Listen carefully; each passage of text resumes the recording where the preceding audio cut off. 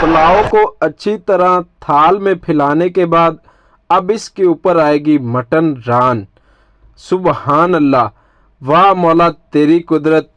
जिन्हें घर में रोटी भी शनाख्ती कार्ड पे मिलती है, आज खाएंगे मटन रान रोस्ट, वो भी चावलों के साथ और साथ अंडे भी। आए आए मजे, आए आए आए आए आए आए मजे।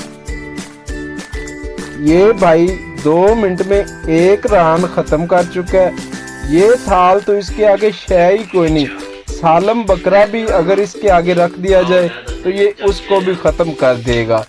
इसके खाने के अंदाज चेक करें। खोल के खा नहीं मेरी सोनिए मज्जे, ना इंज खा जिवें प्यो दा माल हुंदा है। तू साडी नवाब मां हड्डियों से गोश्त नोचने के बाद इन्होंने निकाल लिया मिक्स।